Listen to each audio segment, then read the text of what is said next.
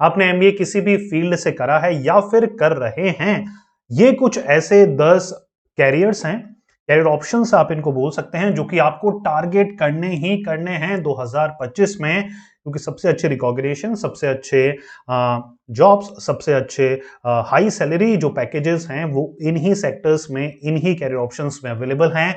One by one discuss करेंगे एक एक जॉब के बारे में, पूरे डिटेल तरीके से आपको बहुत ही सिंपल लैंग्वेज में समझाने वाला हूं। सो कृपया कर ये 15 मिनट के नियर अबाउट का वीडियो होगा, लेकिन one of the most important video of your life हो सकता है अगर आपने इस वीडियो को ध्यानपूर्वक पूरा देखा।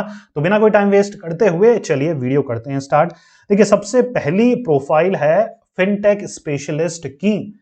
ये जो कैरियर है फिनटेक, दो फील्ड के एमेलगेमेशन मिक्सचर से बना है, जो कि है फाइनेंस और टेक्नोलॉजी। तो अगर आप ऐसे स्टूडेंट हैं जिनको दोनों में ही इंटरेस्ट है, तो ये वो फील्ड है जो कि आपका कैरियर बना सकती है, चेंज कर सकती है। Fintech specialist play a key role in developing and implementing innovative जो फाइनेंशियल सॉल्यूशंस हैं, जैसे कि पेटीएम फाइनेंस सर्विसेज प्रोवाइड करा रहा है, लेकिन ये टेक प्लेटफॉर्म है, फोन पे है, पॉलिसी बाजार है, ग्रो, सबके नाम आपने सुन रखे हैं, ये सब फिनटेक प्लेटफॉर्म है। तो फिनटेक स्पेशलिस्ट आप बन सकते हैं। सैलरी रेंज की बात करूं तो आप इजीली 12 से 18 लाख रुपए पर एनम अर्न कर सकते हैं 2 से 3 साल के रेलेवेंट एक्सपीरियंस के बाद। करना क्या पड़ेगा, पूरा रोड मैप बताने वाला हूं। देखिए, अगर आप एमबीए कर रहे हैं, करने वाले हैं या फिर चल रहा है, तो क्या करना है, और कर लिया है तो भी क्या करना है, ठीक है। एमबीए फाइनेंस रिक्वायर्ड होता है, मतलब फिनटेक स्पेशलिस्ट की जो भी पोजीशंस निकलती हैं उनमें एमबीए फाइनेंस रिक्वायर्ड होता है। तो अगर आपने एमबीए फाइनेंस से करा है तो बहुत अच्छी बात है। सीएफए अगर आपने करा है, सर्टिफाइड फाइनेंशियल एनालिस्ट सर्टिफिकेशन नहीं करा है तो कर लीजिए, अगर आप ये स्पेसिफिक हमारी एक प्रोफाइल को टारगेट कर रहे हैं। एमबीए फिनटेक भी होता है, जो कि अगर आपने करा है तो बहुत अच्छी बात है। एमबीए आईटी कर कर भी आप फिनटेक स्पेशलिस्ट की पोजीशंस को हासिल कर सकते हैं, ठीक है। तो ये 3 से 4 कुछ ऐसे एजुकेशनल क्वालिफिकेशन है जो भी रिक्रूटर्स होता है वो सर्च करता है, फाइंड आउट करता है कि यार बच्चे का अगर ये बैकग्राउंड है, आईटी का बैकग्राउंड है, फाइनेंस का बैकग्राउंड है, तो उनको ज्यादा इंपॉर्टेंस दी जाती है, ठीक है। ये 3 से 4 चीजें अगर आप कर सकते हैं तो जरूर करिए। अगर एमबीए कर लिया है तो सीएफए को टारगेट कर सकते हैं, या फिर आईटी लेवल का कोई भी एक टेक्निकल कोर्सेज आप कर सकते हैं। डाटा साइंस का हो सकता है, आईटी बैकग्राउंड का हो सकता है, ताकि आप फिनटेक पोजीशंस को स्पेसिफिकली टारगेट कर सकें, ठीक है। Second one is data analyst की पोजीशन। डाटा एनालिस्ट क्या करते हैं, जो भी डाटा होता है ना उसको मीनिंगफुल बनाते हैं, सिंपल एज दैट, ताकि वो डिसीजन मेकिंग में काम आए। डाटा कॉम्प्लेक्स हो सकता है, अनफिल्टर्ड हो सकता है, तो जो भी डाटा है उसको ट्रांसफॉर्म करना, रॉ डाटा को जो मीनिंगफुल नहीं था उसको मीनिंगफुल बनाना, ताकि डिसीजन मेकिंग में वो डाटा को यूज आ सके। आप इजीली यहां पर भी 3 लाख से अपने कैरियर की स्टार्टिंग कर 17 to 18 लाख पर एनम तक जा सकते हैं विद अ रेलेवेंट एक्सपीरियंस। करना क्या पड़ता है, एमबीए करनी पड़ती है डाटा साइंस में, या फिर बिजनेस एनालिटिक्स में भी ये आप एमबीए कर सकते हैं, या फिर अगर आपका एमबीए हो गया है तो आप डिप्लोमा कर सकते हैं डाटा साइंस में। मान के चलिए आपने एमबीए मार्केटिंग में करा है, एचआर में करा है, तो आप डिप्लोमा कर सकते हैं डाटा साइंस में और as a data analyst work कर सकते हैं।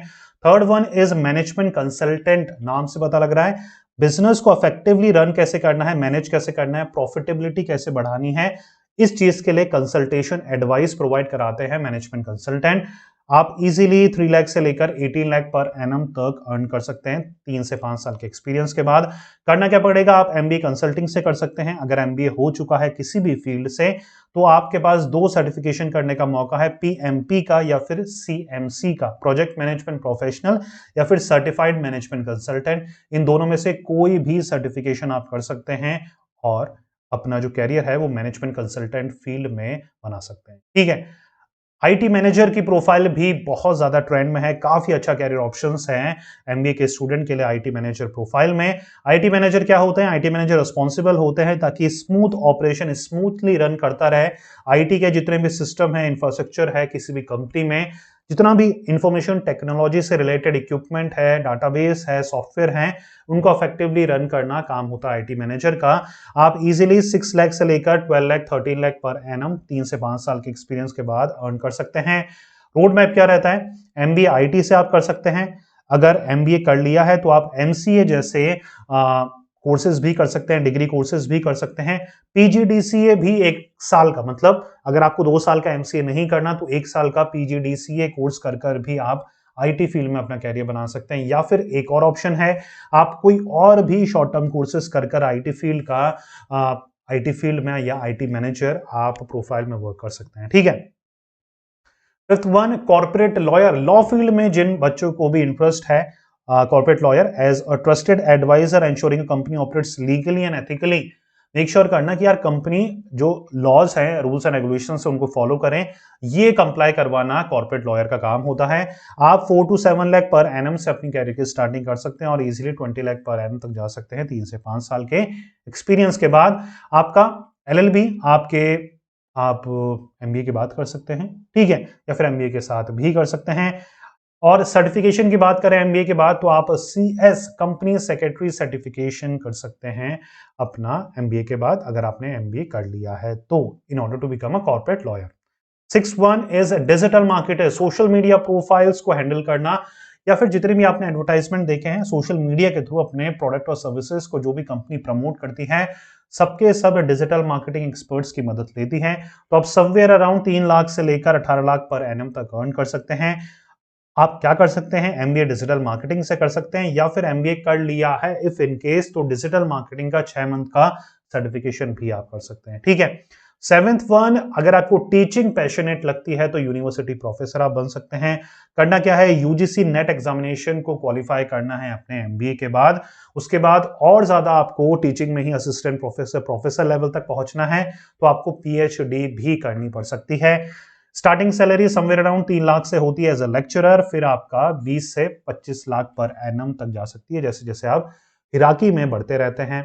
कैसे बढ़ते हैं, लेक्चरर होता है, फिर आपका assistant professor, associate professor, then comes the professor. ठीक है। चलिए, 8th one is auditor. Auditor क्या होते हैं, अकाउंट्स जो चेक करते हैं कंपनीज वगैरह के। तो यहां पर आपका फाइनेंस और अकाउंटिंग बैकग्राउंड होना चाहिए, अगर है तो बहुत अच्छी बात है। आप सीए, सीपीए या फिर एडबलसीए में से कोई भी एक सर्टिफिकेशन कर सकते हैं एमबीए के साथ या फिर एमबीए के बाद, और आप इजीली 12 से 18 लाख पर एनम तक अर्न कर सकते हैं। ठीक है। एक और चीज, इफ इन केस आप ऐसे स्टूडेंट हैं जो कि एमबीए के साथ या फिर एमबीए के बाद कोई इंटरनेशनल सर्टिफिकेशन को टारगेट कर रहा है, क्योंकि आप जानते हैं इंडियन सर्टिफिकेशन जितने भी है, सीए है, सीएस है, सीएमए है, इंडिया में ही उन सभी सर्टिफिकेशन की डिमांड है, बाहर उनकी डिमांड नहीं है। लेकिन अगर आप ग्लोबल सर्टिफिकेशन टारगेट करते हैं तो उनकी डिमांड इंडिया के साथ साथ बाहर भी है। अगर आप कोई भी इंटरनेशनल सर्टिफिकेशन टारगेट कर रहे हैं, चाहे वो सीएफए है, चाहे वो एफआरएम है, चाहे वो यूएससीएमए है, चाहे वो एडबलसीए है, तो आपको क्या करना है, एक सिंपल सा काम करना है।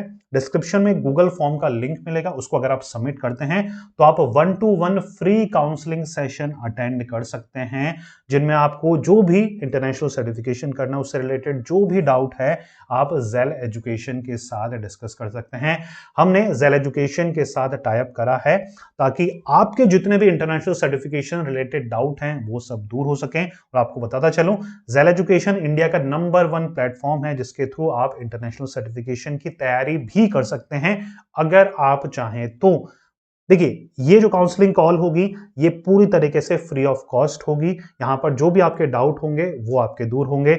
अब जेल को एज अ प्रिपरेशन इंस्टीट्यूट आप ज्वाइन करें ना करें वो सब कुछ आपके ऊपर है। हमारा काम है आपके जितने भी डाउट है इंटरनेशनल सर्टिफिकेशन के बारे में, क्योंकि देखिए इंडियन सर्टिफिकेशन के बारे में बहुत कुछ जानते हैं, गूगल कर कर हमें पता लग जाता है, लेकिन इंटरनेशनल सर्टिफिकेशन की ऑथेंटिक नॉलेज आपको नहीं मिल पाती है। इसी वजह से हमने एक ऐसा इंस्टीट्यूट को चूज करा है जो कि नंबर 1 है, जिसके जो काउंसलर्स हैं आपको सही तरीके से गाइड कर पाएंगे कि बेस्ट तरीका क्या है इंडिया में रहकर ये सारे इंटरनेशनल सर्टिफिकेशन को करने का। डिस्क्रिप्शन में लिंक है, गूगल फॉर्म को फिल आउट करना है, खुद जेल एजुकेशन की टीम आपको रीच आउट करेगी और पूरा ये जो प्रोसेस रहेगा फ्री ऑफ कॉस्ट रहेगा, इसकी मैं गारंटी लेता हूं। ठीक है। चलिए, 9th one is investment banker. You can become, invest कहां करना है, ठीक है, ये मेन काम होता है इन्वेस्टमेंट बैंकर का। कंपनी को बताता है कि यार मर्जर और एक्विजिशन के दौरान रेज करने पड़ते हैं जब कैपिटल, तो कहाँ कैपिटल, स्टॉक, बॉन्ड्स वगैरह सबके बारे में डिटेल नॉलेज कंपनी को प्रोवाइड कराता है investment banker. You can earn around 12 से 20 लाख पर एनम, बहुत हाई सैलरी जॉब्स यहाँ पर आप अवेलेबल हैं। आप एमबीए फाइनेंस के बाद या फिर सीएफए, बहुत इंपॉर्टेंट कोर्स है in order to become investment banker, आप सीएफए कोर्स को कर सकते हैं एमबीए के बाद। 10th one is you can become an entrepreneur. Entrepreneur के लिए क्वालिफिकेशन यहाँ पर, अगर एंटरप्रेन्योरशिप या फैमिली बिजनेस से कर रखा है तो अच्छी बात है, नहीं भी कर रखा, कोई भी नॉर्मल आपने एमबीए कर रखा है तब भी आप एंटरप्रेन्योर बन सकते हैं। 2 से 3 चीजें हैं जो कि आपके पास होनी चाहिए। प्री रिक्वायर्ड नॉलेज होनी चाहिए, प्री रिक्वेस्ट नॉलेज, ठीक है, कैपिटल होना चाहिए, वो नेटवर्किंग होनी चाहिए, वो आइडिया आपके पास होना चाहिए, ठीक है। तो एंटरप्रेन्योरशिप रिस्पांसिबिलिटी, रोड मैप बनाना, सिक्योर फंड करना, इन्वेस्टर्स लोन, बूटस्ट्रैपिंग वगैरह करना, टैलेंटेड टीम को रिक्रूट करना, ये सारी चीजें आप जानते हैं। तो एंटरप्रेन्योरशिप का भी कहीं ना कहीं आपके पास ऑप्शन है एमबीए के बाद, अगर आप किसी के अंडर में जॉब नहीं करना चाहते हैं। वैसे तो मेरी नजर में समझदारी वाला डिसीजन ये रहता है, क्योंकि majority of the student MBA के दौरान वो प्रैक्टिकल नॉलेज नहीं मिल पाती है जो कि एक्चुअल बिजनेस को स्टार्ट करते वक्त चाहिए। अगर आपके फैमिली में कोई बिजनेस कर रहा है तो आपके खून में है बिजनेस, अगर नहीं कर रहा है तो उस केस में 3 से 4 साल किसी के अंडर में जॉब कर लेना किसी अच्छी कंपनी में कोई गलत बात नहीं है, क्योंकि वहां से वो नॉलेज मिलेगी, वहां से वो स्किल मिलेगी, वहां से वो टीम आपको मिलेगी, वो टीम को आप इकट्ठा कर सकते हो, वैसे लाइक माइंडेड लोगों की एक नेटवर्किंग बना सकते हो, कैपिटल इकट्ठा कर सकते हो। तो कहीं ना कहीं ये सारी चीजें भी मदद करती हैं in order to become an entrepreneur, ठीक है। तो ये 10 ऐसे कैरियर ऑप्शंस हैं जो कि मेरे नजर में सबसे बेस्ट हैं अगर आप एमबीए के बाद कैरियर ऑप्शंस को सर्च कर रहे हो। इनमें से आप कौन सा कैरियर ऑप्शंस को टारगेट कर रहे हैं 2025 में, कमेंट करके जरूर बताइएगा। जितने भी इंपॉर्टेंट लिंक्स हमने इस वीडियो के दौरान डिस्कस करे हैं सबके सबका लिंक जो है वो डिस्क्रिप्शन में आपको मिल जाएगा। मिलते हैं नेक्स्ट वीडियो में, till then take care, goodbye. पढ़ते रहिए, मेहनत करते रहिए, क्योंकि आपका भी दिन आएगा। Thank you so much.